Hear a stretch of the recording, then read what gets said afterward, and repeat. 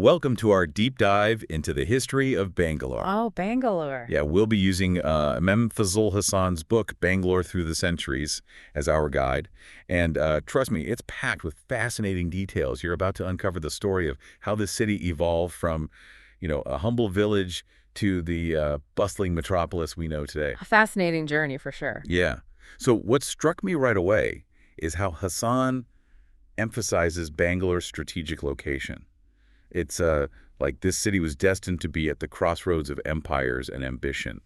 What are your initial thoughts on that? It's a great observation. The book really highlights how geography shaped Bangalore's destiny. From the Vijayanagara Empire to the British Raj, every power that set foot in South India had their eyes on this city.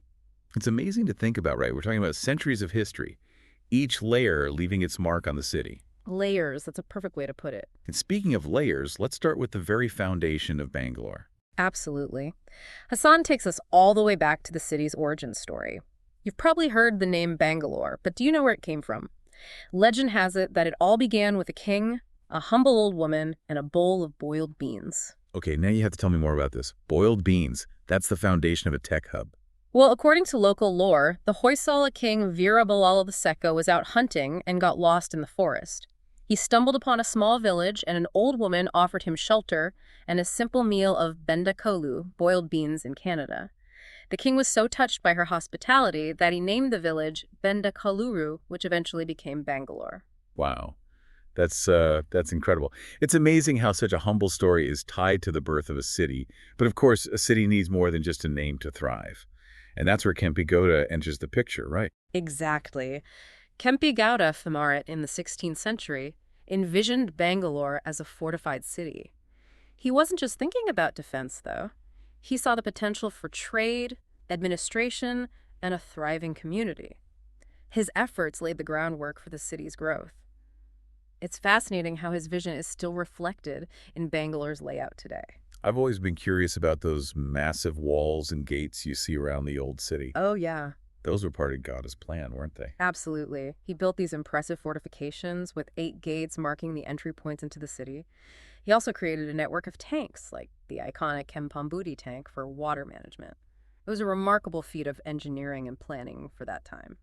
It's incredible how these structures have stood the test of time. They're not just relics of the past, they're part of the city's fabric, right?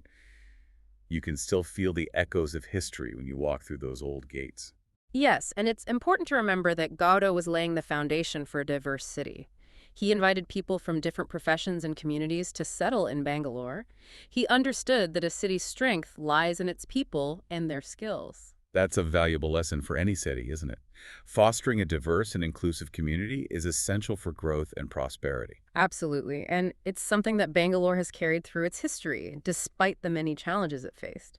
Speaking of challenges, Gowda's successors weren't always as lucky, were they?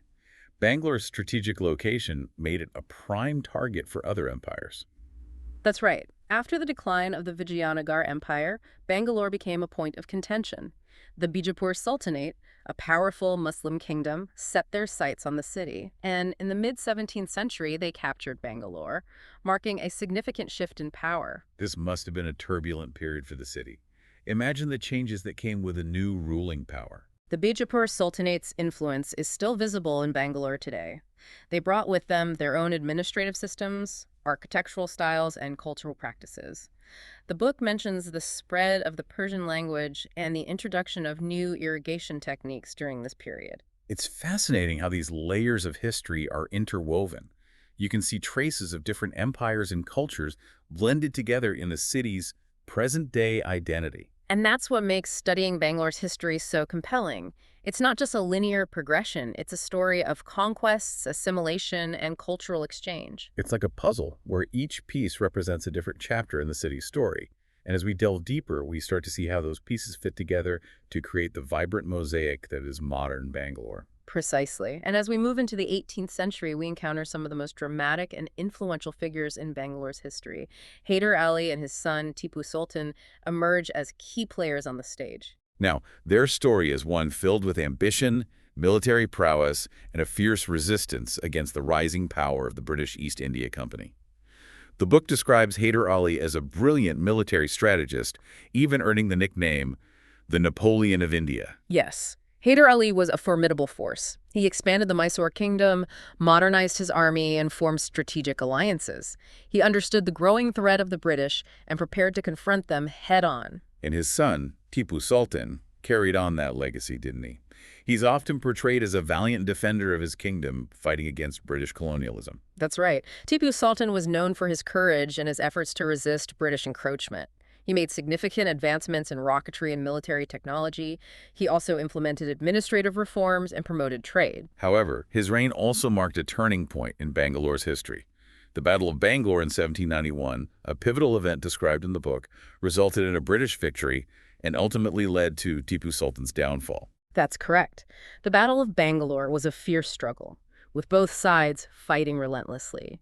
The British siege of the city was a significant event, marking the beginning of their dominance in South India. It's remarkable to think about the scale of these battles and the impact they had on the course of history. The book describes the siege of Bangalore with vivid detail. You could almost hear the cannons roaring and feel the tension in the air. It was a turning point, not just for Bangalore, but for the entire region. The British victory paved the way for their eventual control over most of India. And with the fall of Tipu Sultan, Bangalore entered a new era. The city became a key part of British India, and its landscape began to transform once again. Yes, the British had their own vision for Bangalore. They established the Bangalore Cantonment in the early 19th century, a separate area designed for their troops and administration. This cantonment played a significant role in shaping the city's modern identity. We see the emergence of wide roads, public gardens, and grand administrative buildings. It was the blend of British urban planning and local influences. And it also led to the development of distinct identities for the cantonment and the Old City. This reflected the broader social and political divisions that emerged under British rule. It's fascinating how these historical layers are still visible in Bangalore today. You can walk through the Old City with its narrow lanes and bustling markets, and then step into the cantonment with its tree-lined avenues and colonial-era bungalows. It's like traveling through time within the same city. Exactly. You get those layers, those contrasts. This deep dive has already uncovered so much. But I'm curious to explore how Bangalore transformed into the garden city it's known for today. Well, that's where the story gets even more interesting. The British may have laid the groundwork for the cantonment, but it was the vision of Indian leaders, like the Diwans of Mysore, that truly brought the garden city concept to life. Now, we need to unpack that. Who were these Diwans of Mysore and what was their role in shaping Bangalore? The Diwans of Mysore were essentially the prime ministers of the princely state of Mysore, which included Bangalore under British rule. They played a crucial role in administration, development, and even urban planning. So they weren't just following British orders. They had their own ideas and aspirations for the city. Absolutely. The book highlights the contributions of several Diwans, like Sir Mirza Ismail and Sir M. Visvesvaraya, who were instrumental in transforming Bangalore. They envisioned a city that blended modernity with nature, a place where progress and well-being went hand in hand. That sounds remarkably progressive for that time. They were thinking about sustainability and quality of life long before those became buzzwords, weren't they? Precisely. They focused on creating and expanding parks, gardens, and tree-lined avenues. They saw these green spaces not just as aesthetic enhancements, but as essential elements for a healthy and livable city. It's amazing how their vision still resonates today. Bangalore's numerous parks and gardens are a testament to their foresight. And it's not just about aesthetics. The book discusses how the Diwans implemented innovative water management strategies, introduced modern sanitation systems, and promoted public health initiatives. They understood that a city's well-being is intrinsically linked to its environment. It's inspiring to see how they were able to blend pragmatism with a deep appreciation for nature. Their efforts laid the foundation for the garden city image that Bangalore still holds today. Absolutely. And as we move further into the 20th century, we see how those efforts were built upon, leading to the city's remarkable transformation into a hub of technology and innovation. Well, that's the story for our next segment, isn't it? We've just scratched the surface of Bangalore's history, but it's already clear that this city's journey is one of resilience, adaptation, and a constant striving for progress. Indeed, and as we delve deeper into the 20th and 21st centuries, we'll see how those themes continue to shape Bangalore's present and its future. We'll uncover the challenges of rapid growth, the emergence of new industries, and the city's efforts to balance its modern identity with its rich historical legacy. Picking up where we left off, the transition from British control to independence in 1947 was a pivotal moment for Bangalore. It wasn't just a change of flags, it was a chance to redefine the city's identity and future. You know, when we think about colonial rule, we often focus on the grand narratives of empires and rulers. But what about the impact on the lives of everyday people? Does the book offer any insights into that? It does. Hassan touches on the social and economic changes that came with British rule. For instance, the establishment of the cantonment led to the growth of new professions and industries. We see the emergence of a middle class, the rise of educational institutions, and the spread of new ideas. It's interesting how these changes also brought about new challenges, right? The book mentions the growing disparity between the cantonment and the old city. Exactly. There was this stark contrast between the planned, spacious cantonment and the more densely populated traditional old city. It reflected the social divisions that often came with colonial rule. And these divisions weren't just physical, were they? They also manifested in social and economic disparities. Absolutely. The book touches on the complex issues of caste and social inequality that were prevalent during this period. It highlights the struggles of marginalized communities and the efforts of reformers to address these inequalities. It's a reminder that progress isn't always linear or inclusive. Even as Bangalore was modernizing, there were segments of society that were being left behind. And those legacies of inequality continue to shape the city's social fabric even today. It's important to acknowledge those complexities, isn't it? Understanding the past helps us grasp the challenges of the present. Precisely. History provides context and perspective. It's not about glorifying or condemning the past, it's about learning from it. Now, speaking of learning from the past, let's talk about Bangalore's transformation into a technological powerhouse. How did a city known for its gardens and laid-back lifestyle become India's Silicon Valley? Well, the seeds for that transformation were actually sown decades earlier. The book mentions the establishment of the Indian Institute of Science, ISC, in 1934, a pivotal moment that laid the foundation for scientific research and innovation in the city. The ISC is still considered one of India's premier research institutions, right? It's played a crucial role in nurturing scientific talent. Absolutely. And its presence in Bangalore attracted other research institutions and industries. The city's pleasant climate, its growing pool of skilled labor, and its reputation as a progressive and welcoming place all contributed to its appeal. But there must have been a specific catalyst, a tipping point that propelled Bangalore into the tech era. Many historians point to the economic liberalization policies of the 1990s as a key turning point. These policies opened up India's economy to global investment and encouraged entrepreneurship. So Bangalore was well positioned to capitalize on those opportunities. Exactly. The city already had a strong foundation in science and technology. It had a relatively cosmopolitan culture and a growing infrastructure, and it was eager to embrace the possibilities of the digital age. And the rest, as they say, is history. Bangalore became a magnet for tech companies, startups, and venture capitalists. The city's landscape transformed rapidly, with towering office buildings and IT parks springing up alongside its gardens and historical landmarks. It was a remarkable transformation, one that brought unprecedented economic growth and opportunities, but it also brought new challenges, didn't it? Absolutely. The book touches on the issues of urban sprawl, traffic congestion, and the strain on infrastructure. It raises questions about sustainability and the preservation of Bangalore's unique character in the face of rapid development. And those questions are still being debated today. How does Bangalore balance its growth with its livability? How does it preserve its heritage while embracing the future? It's a balancing act, isn't it? Yeah. Finding that equilibrium between progress and preservation. And it's a challenge faced by many cities around the world. Bangalore's journey offers valuable lessons. It highlights the importance of planning, investing in infrastructure, and fostering a sense of community. It's also a reminder that a city's identity is constantly evolving. It's shaped by its history, its people, and its aspirations for the future. And that brings us to a crucial point in our deep dive. Bangalore's story is not just about kings and empires, battles and conquests. It's also about the people who lived through those events, their stories, their struggles, and their contributions. The book does a great job of weaving in these personal narratives, doesn't it? It gives us a glimpse into the lives of ordinary people, the artists, the poets, the merchants, and the everyday citizens who shaped the city's culture. Absolutely. For instance, Hassan mentions the contributions of women to Bangalore's development, often overlooked in traditional historical accounts. He highlights the role of women in education, social reform, and even entrepreneurship. That's so important, isn't it? Recognizing the contributions of all members of society, not just the powerful or the elite. Yes, and the book also acknowledges the darker aspects of Bangalore's history. It doesn't shy away from discussing the injustices faced by marginalized communities, the persistence of social inequality, and the challenges of creating a truly inclusive society. It's a reminder that history is not always a glorious tale. It's a complex tapestry, woven with threads of both progress and struggle. And by understanding those complexities, we gain a more nuanced and honest perspective on the city's present and its future.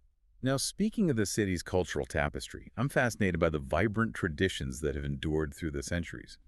The book mentions the Karaga Festival, a unique celebration that blends Hindu mythology with local customs. The Karaga is a great example of how Bangalore's cultural identity is shaped by its diverse influences.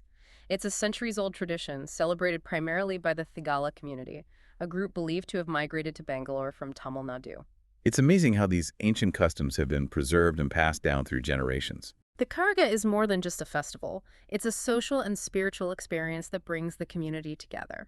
It involves elaborate rituals, colorful processions, and a deep sense of devotion. It sounds like a true spectacle, a testament to the city's vibrant cultural heritage. And it's just one example of the many traditions that make Bangalore such a fascinating place. From its classical music and dance forms to its diverse cuisine and its bustling markets, the city is a melting pot of cultures and experiences. It's incredible how these traditions coexist with the modern hustle and bustle, the tech industry, and the globalized culture. Yes, and that coexistence is what makes Bangalore so unique. It's a city that embraces both its past and its present, a place where tradition and innovation thrive side by side. And speaking of historical landmarks, I'm intrigued by the Venkataraman Swami Temple mentioned in the book. It's a beautiful example of Dravidian architecture and a symbol of the city's rich religious history. The Venkatarama Amaswamy Temple is one of Bangalore's oldest and most revered temples. It was built in the 17th century and dedicated to Lord Vishnu. Its intricate carvings, towering gopurams, and serene atmosphere draw devotees from all walks of life. It's amazing how these structures have withstood the test of time, serving as silent witnesses to the city's evolution. And it's not just about religious significance. The temple is also an architectural marvel, a testament to the skill and artistry of its builders. It's a reminder that Bangalore's history is not just about power struggles and economic advancements. It's also about art, culture, and spirituality. Absolutely, and those elements are intertwined, shaping the city's unique character and its enduring appeal. Now, as we approach the end of our deep dive, I'm struck by the sheer scale of Bangalore's transformation. From a humble village to a bustling metropolis, from a pensioner's paradise to a global tech hub, the city has undergone a remarkable journey. It's a journey that reflects the broader narrative of India itself, a nation grappling with rapid modernization, economic growth, and the challenges of preserving its heritage in the face of globalization. And Bangalore's story offers valuable insights into those challenges, doesn't it? It highlights the importance of balancing progress with sustainability, innovation with tradition, and economic growth with social equity. Indeed, and as we conclude this segment, I'm curious to explore how Bangalore is navigating those complexities in the 21st century. How is it addressing the issues of urban planning, environmental protection, and social inclusion? How is it shaping its identity in the digital age while honoring its rich and diverse past? Those are questions that will lead us into our final segment, where we'll delve into the present and future of this dynamic and ever-evolving city. Bangalore's story is far from over. It continues to be written, with each new chapter adding to its complexity and its allure. So join us as we explore the latest developments, the challenges ahead, and the enduring spirit that makes Bangalore a city unlike any other. We've covered so much ground already, from ancient legends to the rise of tech giants. But as we dive into the 21st century, I'm curious, what does the book say about how Bangalore is tackling its modern-day challenges? Well, Hassan acknowledges the growing pains. The rapid growth has led to concerns about infrastructure, traffic, and the environment. But he also points to initiatives and projects aimed at addressing these issues. So it's not all doom and gloom. There's a sense of proactive problem solving. Definitely. For instance, the book mentions the metro system as a major step towards improving public transportation. It's a massive undertaking, and it's still expanding, but it shows a commitment to tackling the infamous Bangalore traffic. That's good to hear. What about the environmental concerns? With all the construction and development, can Bangalore really hold on to its garden city identity? That's a question many people are asking, and Hassan explores both sides of the coin. He highlights the efforts to preserve existing green spaces and create new ones. There are initiatives to promote urban forestry, rainwater harvesting, and sustainable building practices. So there's a conscious effort to balance development with environmental responsibility. But is it enough? That's the ongoing debate. Some argue that the pace of development is outstripping conservation efforts. Others believe that Bangalore can find a way to be both a thriving tech hub and a green city. It's a tightrope walk for sure. And speaking of balancing acts, how is Bangalore managing its social landscape? We talked about the historical disparities. Are those being addressed? Hassan delves into this as well. He discusses the rise of NGOs and social enterprises working to empower marginalized communities. There's a growing awareness of the need for inclusive growth, and initiatives are underway to bridge the gap between different social groups. That's encouraging. It sounds like there's a conscious effort to create a more equitable society, but it's an ongoing process, right? Absolutely. Social change takes time and sustained effort, but the fact that these issues are being acknowledged and addressed is a positive sign. Now, as we look ahead, what are some of the key takeaways from our deep dive into Bangalore's history? I think one of the most striking things is the city's resilience. Time and time again, Bangalore has faced challenges, adapted, and emerged stronger. From conquests and colonialism to rapid urbanization and technological disruption, the city has constantly reinvented itself. It's almost like Bangalore has this innate ability to bounce back, but it's not just about survival, is it? Yeah. There's also a strong sense of ambition and progress. Exactly. Bangalore is a city that's always reaching for more. It's a place where people come to dream big, to innovate, and to make their mark on the world. And that spirit is contagious, isn't it? You can feel it in the air, this energy and drive that pushes Bangalore forward. Absolutely. And it's not just about economic growth. There's a cultural vibrancy, a sense of community, and a love for this city that shines through. So, as we wrap up this deep dive, what's the one thought you'd like to leave our listeners with? I think it's this. Bangalore's story is a reminder that history is not just a collection of dates and events. It's a living, breathing narrative that shapes our present and our future. And as we navigate the complexities of the 21st century, understanding our past can provide valuable insights and guide us towards a better tomorrow. Beautifully said. And on that note, I want to thank you for joining us on this fascinating journey through time. We've only scratched the surface of Bangalore's rich and multifaceted history, but I hope this deep dive has sparked your curiosity and inspired you to learn more about this incredible city.